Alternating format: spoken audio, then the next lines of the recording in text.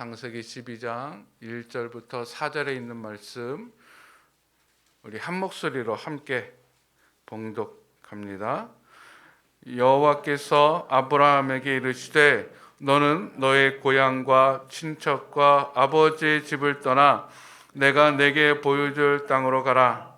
내가 너로 큰 민족을 이루고 내게 복을 주어 내 이름을 창대하게 하리니 너는 복이 될지라. 너를 축복하는 자에게는 내가 복을 내리고 너를 저주하는 자에게는 내가 저주하리니 땅의 모든 족속이 너로 말미암아 복을 얻을 것이라 하신지라. 이에 아브라함이 여호와의 말씀을 따라갔고 롯도 그와 함께 갔으며 아브라함이 하란을 떠날 때 75세였더라. 아멘. 2020년이 약 1분여밖에 남지 않았습니다. 여러분 1년 동안 참 잘 보내셨습니다. 잘 견뎌내셨습니다. 우리 1년 동안 수고한 나 자신에게 우리 박수로 한번 격려를 해볼까요? 또 옆에 있는 또 함께하는 1년 동안 함께했던 모든 분들에게 수고하셨다고 우리 박수로 서로 격려를 합니다.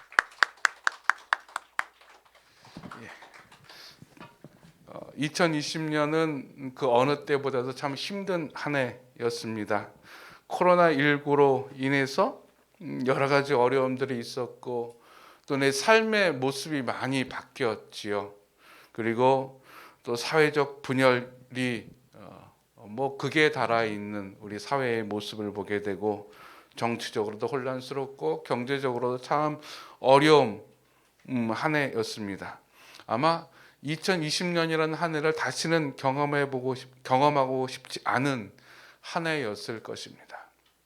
이 한 해가 이제 드디어 하나님께서 우리 인간에게 허락하신 시간에 따라서 다 물러갔습니다. 또 새로운 한 해 2021년. 과연 이 2021년은 어떤 한 해가 될까?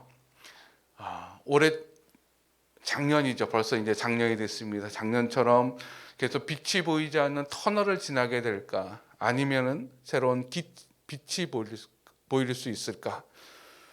아마 새로운 한 해를 맞이하는 우리들의 마음속에는 기대보다는 염려와 걱정이 먼저 앞설 것 같습니다. 왜냐하면 변화된 것이 거의 없기 때문에 2020년과 달라진 것이 거의 없기 때문에 또 올해도 작년과 같은 한 해가 되지 않을까 걱정이 먼저 앞설 것입니다.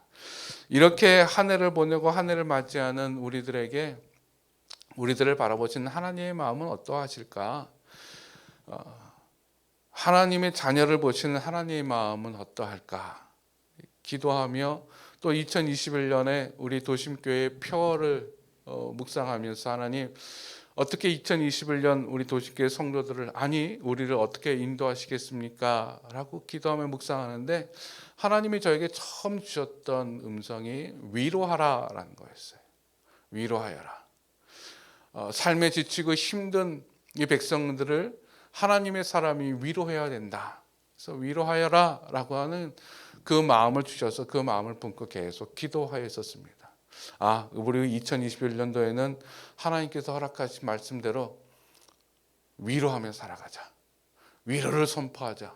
위로의 메시지를 가지고 나아가자 라고 생각하면서 묵상하고 준비하고 있었는데 어느 날 갑자기 이런 생각이 드는 거예요. 내가 세상 사람들을 위로하기 위해서는, 교회가 세상을 위로하기 위해서는 무엇을 가져야 될까? 무엇을 가지고 어떠한 마음, 어떠한 상황에서 어떠한 모습으로 세상을 위로하고 이웃을 위로할 수 있을까? 하나님께서 원하시는 것이 단순히 위로가 아니라 내가 어떤 존재로 살아가야 되지 않을까라고 하는 또 다른 질문이 든 거예요. 다시 또 그걸 붙잡고 또 기도하며 묵상하는데 하나님께서 마지막으로 주신 말씀이 바로 오늘 본문에 있는 말씀이었습니다. 복이 되어라. 복이 되어라.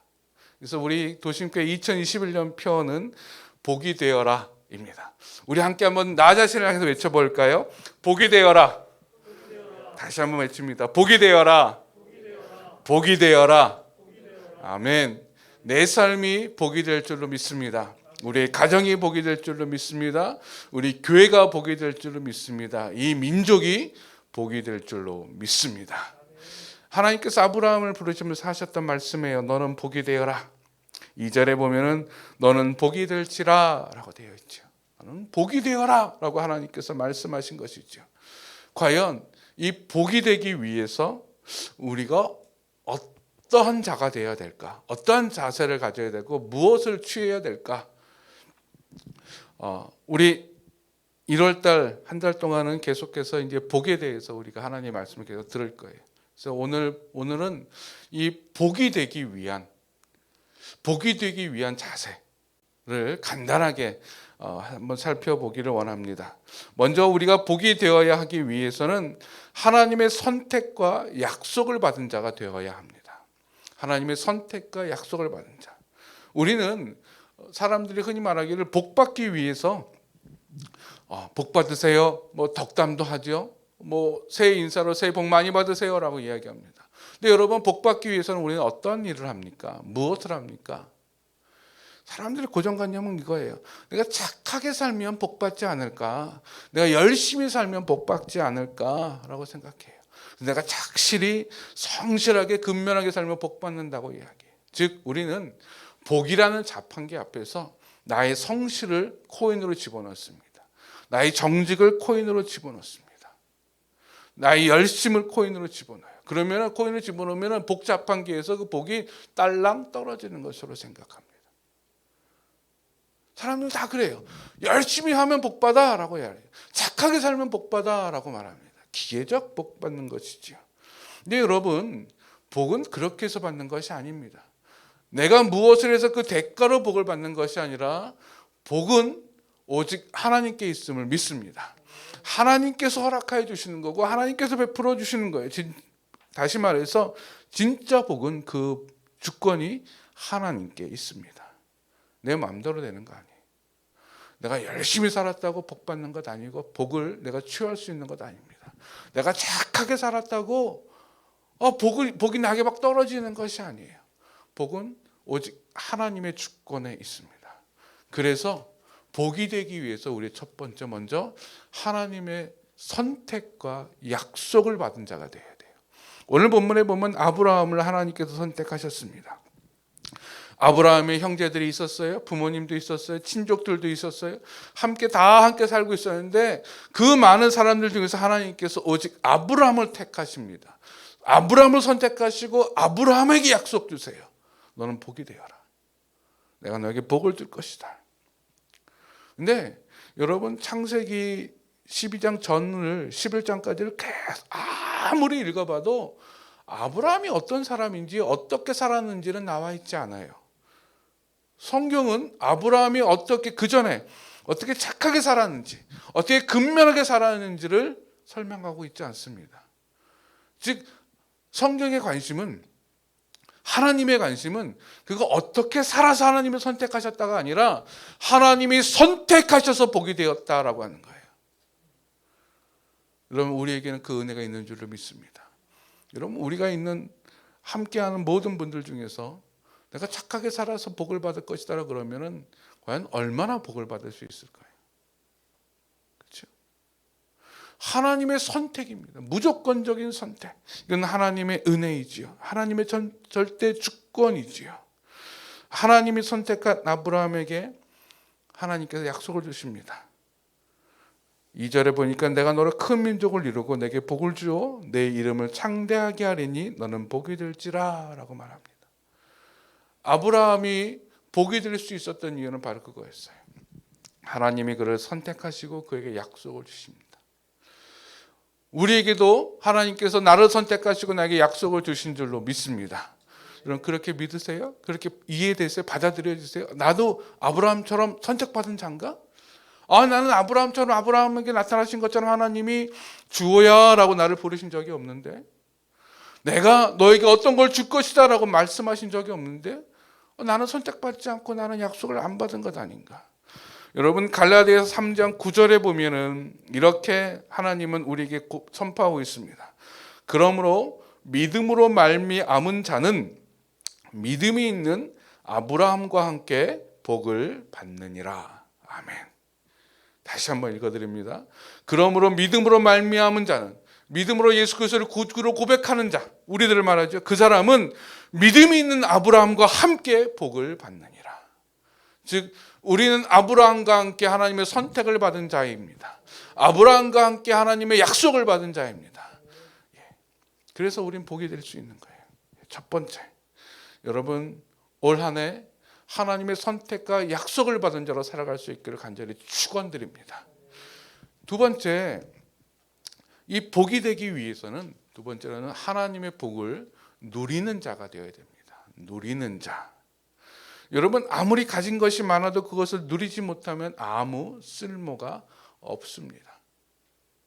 구슬이 서말이어도 꿰어야 보배라고 하듯이 내가 뭔가를 내가 가지고 있는 것을 내가 그것을 누리고 내가 활용하지 않으면 아무 쓸모가 없는 거예요. 즉 다시 말해서 복을 누린다고 하는 것은 하나님의 선택과 약속을 받은 자로 하나님이 주신 그 복을 내가 누리는 겁니다. 여러분 누리는 것은 어떤 것을 의미합니까? 오늘 본문에 보니까는 그 복을 누린다고 하는 것은 먼저 도전하는 것입니다. 아브라함이 하나님의 선택과 약속을 받았어요. 근데 자기가 살던 그곳에서는 하란에서는 그 복을 누리지를 못해요. 하나님께서 원하셨던 것은 가나안 땅에 가서 하나님이 약속한 하나님께서 가라 하신 그 땅에 가서 보여줄 그 땅에 가서 그 복을 누리는 거였어요. 도전입니다. 떠났죠. 아브라함은 과감하게 75세에 나이도 적지 않은 나이에 그저 모든 가족을 다 내려놓고 이별하고 자기 아내와 또 조카 롯만 데리고 먼 길을 떠납니다. 여러분 우리가 복을 누리기 위해서는 먼저 도전해야 돼요. 하나님이 하라는 것, 하나님 약속하신 것에 주저하지 않는 한 해가 되기를 바랍니다. 상황이 안 변했어요. 어려워요. 힘들어요. 아니요. 그래도 하나님이 약속하셨다면 그 약속을 취하기 위해서 내가 도전해야 됩니다. 또한 복을 누린다라고 하는 것은요, 하나님과 동행하는 것입니다. 아브라함의 일생을 보면 재미있는 게 아브라함이 어디 길을 가다가 장막을 치게 되면, 즉 다시 말해서 며칠 동안 머물게 되면 먼저 하는 일이 있는데 그곳에 제단을 쌓는 일이었어요. 요즘으로 바뀌면 그곳에서 하나님께 예배하는 것이었어요. 하나님께서 가라 하시는 거 그냥 가면 되지 왜 가는 곳마다 이렇게 예배를 드릴까? 여러분 그곳 제단을 쌓으면 그것은 무엇을 의미합니까? 하나님이 지금 이곳에 임재하십니다라고 하는 의미예요. 제단을 쌓는 것. 내가 제단 쌓는 그곳, 제사 드리는 그곳에 하나님께서 그곳에 임하시는 거예요. 즉 아브라함은 내가 어딜 가든지 하나님이 나와 함께 하십니다라고 고백했던 거예요. 하나님께 나와 함께 해주십시오. 하나님의 동행을 간절히 간구했던 것이고 하나님의 동행을 그 자신의 삶 가운데서 늘 경험했었던 것이죠. 그것이 바로 제단 쌓는 거예요. 그것이 바로 복을 누리는 거예요. 왜요? 복 주시는 분이 누구이기 때문에? 하나님이기 때문에. 하나님이 함께 하시면 내가 복을 누릴 수 있어요. 하나님이 함께 하시면 어딜 가든지 무엇을 하든지 그 복을 받을 수 있게 되는 줄을 믿습니다. 그래서 이런 복을 누린다고 하는 것은요, 하나님과 동행하는 거예요. 복을 누린다라고 하는 것은요, 하나님의 복을 선포하는 것입니다. 상황이 힘들고 여의치 않아도 하나님이 나에게 복 주셨기 때문에 그 복을 선포하는 거예요. 미리 선포하는 거예요. 가나안 땅에 가서 조카 롯과 함께 지내고 있다가 보니까는 좀 더 양떼가 좀 많아졌어요. 두 가문이 함께 하기에는 참 힘들어요. 맨날 싸워요. 그래서 아브라함이 어떻게 합니까? 조카 롯을 불러요. 야, 일로 와봐. 우리가 함께 사니까 너무 복잡하니까는 우리 서로 헤어지자. 떨어져서 살자. 그래서 롯에게 먼저 이야기하면 네가 먼저 좋은 땅을 택해라. 여러분 목축을 하기 위해서는, 거주하기 위해서는 물도 있어야 되고요, 풀도 좋아야 되고요, 평야도 있어야 돼요. 근데 여러분 이스라엘 가보시면 아시겠지만 그런 것이 많지가 않아요. 근데 아브라함이 먼저 롯에게 이야기해요. 네가 먼저 택해라. 네가 서쪽을 택하면 난 동쪽, 네가 남쪽 택하면 난 북쪽. 너는 반대로 갈게. 걱정하지 말고 네가 원하는 대로 먼저 택해라라고 이야기해요. 그래서 롯이 가장 좋은 곳 택하지요. 소돔과 고모라. 아주 좋은, 당시에는 아주 비옥한 땅이었어요. 마치 에덴 동산과 같은 땅이었다라고 이야기했어요. 그거 택해요. 그럼 아브라함이 무엇을 믿고 그렇게 조카 롯에게 먼저 택하라 그랬을까요? 좋은 땅을. 주도한 사람은 자기인데, 그 땅에 거주한 사람은 자기가 먼저인데 왜 그랬을까요? 나는 어디에 가든지 간에 하나님의 복을 받는 자라는 사실이에요. 나는 무엇을 하는지 간에 내가 아무리 광야를 간다 할지라도 하나님이 그것을 내게 복을 주실 거라는 확신이 있었기 때문에 내가 먼저 택하라고 하는 거예요. 나는 다른 곳 택하겠다고 하는 것이죠. 예, 여러분, 하나님의 복을 누린다고 하는 것은 당당하게 선포하는 거예요. 내가 비록 지금 가진 것 없을지라도, 내가 비록 지금은 연약할지라도 하나님이 내가 복을 받는 자로서 나는 복을 선포하는 거예요. 당당해지는 거예요. 저는 여러분이 올해 이렇게 당당해질 수 있기를 간절히 축원드립니다. 하나님께 내게 복 주신 거예요. 선포하면 돼요. 선포하면 돼요. 세 번째, 복이 되기 위해서는 복을 전달하는 자가 되어야 합니다. 여러분, 복은요, 내가 그냥 받고 내가 취하고 나만 누리고 나만 간직하는 것이 진짜 복이 아닙니다. 복은 전달하는 겁니다. 하나님께서 아브라함에게 약속했던 3절에 보면 이렇게 말씀하십니다. 너를 축복하는 자에게는 내가 복을 내리고 너를 저주하는 자에게는 내가 저주하리니 땅의 모든 족속이 너로 말미암아 복을 얻을 것이라 하신지라. 아멘.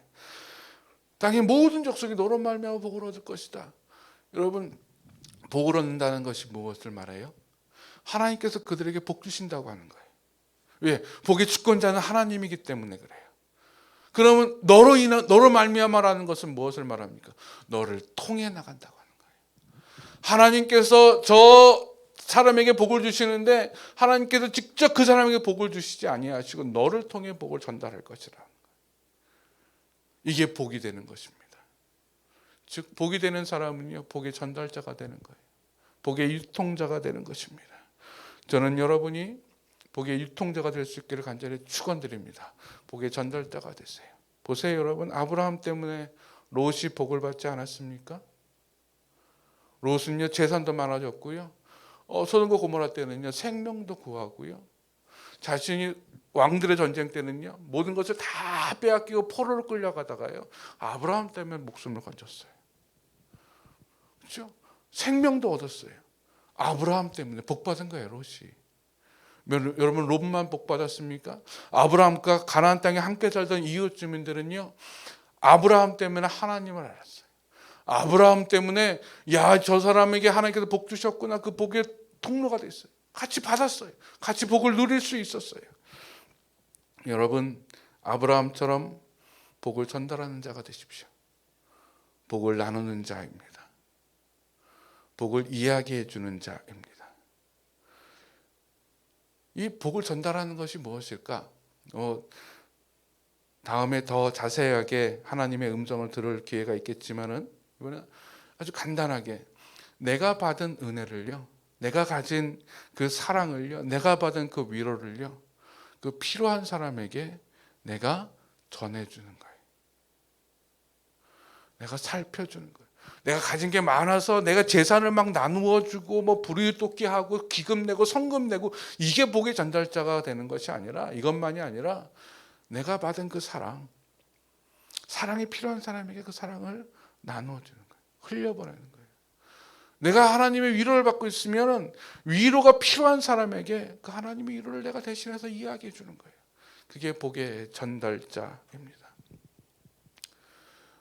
2020년 한 해 교회가 사회로부터 많이 지탄을 많이 받았어요. 코로나19 전염의 온상지로 손가락질을 받기도 하고 또 여러 가지 사건과 이야기로 욕을 많이 먹었습니다. 근데 여러분, 3절에 보면은 하나님께서 아브라함에 이렇게 말씀하시죠. 너를 축복하는 자에게는 내가 복을 내리고 너를 저주하는 자에게는 내가 저주하리니. 만약에 교회는 하나님의 복이 되는 존재들인데, 공동체인데, 이 교회를 욕하고 손가락질하면 이 성경 말씀대로 어떻게 돼야 됩니까? 손가락질하는 사람은 손가락이 부러져야 되는 거예요. 이 교회를 저주하는 사람들은 하나님께서 저주를 내리고 저주를 받아야 되는 거예요. 근데 그런 것 같지는 않아요. 왜 그럴까? 교회가 먼저 복이 되지 못했었기 때문이에요. 그래서 회복해야 됩니다. 교회가 복이 되어야 됩니다. 그래서 우뚝 솟은 복이 되어서 많은 사람들이 이 교회를 통해서 복을 전달받아야 돼요. 많은 사람들이 이 교회를 통해서 하나님의 복이 근원임을, 하나님께서 복 주시는 자임을 알 수 있어야지 되는 거예요. 그것이 바로 복의 전달자입니다. 올 한 해 우리는 이렇게 살아갈 것입니다. 하나님의 약속과 하나님의 선택을 받은 자로서 당당하게 설 것이고, 그 복을 누리면서 살아갈 것이고, 그 복을 전달하면서 살아갈 것입니다. 우리 각자 모든 사람들이 다 그러한 사람 될 수 있기를 바랍니다. 우리 교회가 그러한 교회가 될 거예요. 그래서 우리 올 한 해 표어가 복이 되어라 라고요. 또 예배 마치고 우리 말씀 카드를 나눌 텐데, 이 말씀 카드도 올해는 복에 관련된 말씀들을 다 적었어요. 그래서 여러분 그 말씀 카드를 받을 때에 하나님께서 나에게 올해 어떤 복을 주실지, 아니 나에게 어떤 삶을 살아서 복을 받게 해주실지를 그 말씀을 통해서 하나님의 음성도 받고 그 말씀을 붙잡고 올 한 해 진정 복이 되는 삶을 살아갈 수 있기를 간절히 축원드립니다. 우리 이 시간에 하나님께 찬양하며 나아갈 텐데요. 여호와는 너에게 복을 주시기를 원하며 너를 지키시기를 원하며 여호와는 그 얼굴을 너를 향하여 드사 은혜와 평강 주시기를 원하노라. 우리 이 찬양 함께 할 텐데요.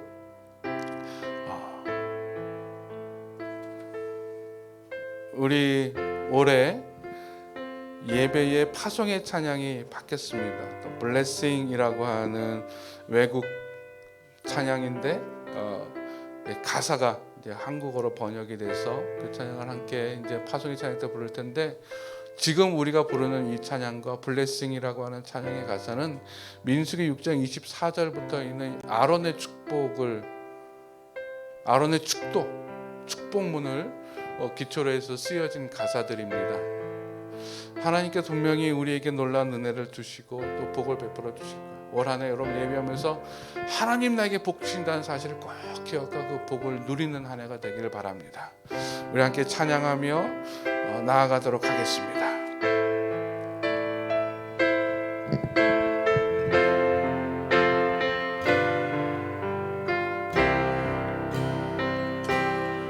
여호와는 너에게 복을 주시기를 원하며 너를 지키시기를 원하시며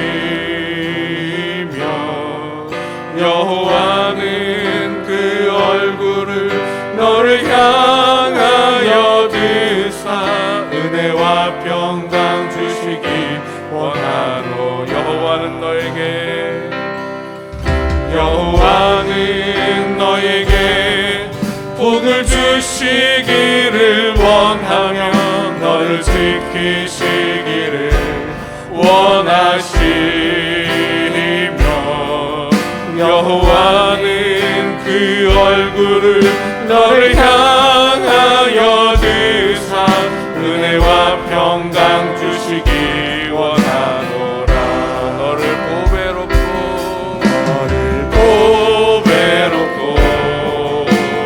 존귀하게 여기시는 하나님이 내 삶 속에서 이 약속을 신실하게 이루시리. 땅에 기름진 것으로 하늘에 신령한 것으로 너를 복주시고 지키실 하나님이 너의 영혼 잘 되도록 은혜 베푸시며 평강으로 인도하시리. 땅에 기름진 것으로 하늘에 신령한 것으로 너를 복주시고 지키실 하나님이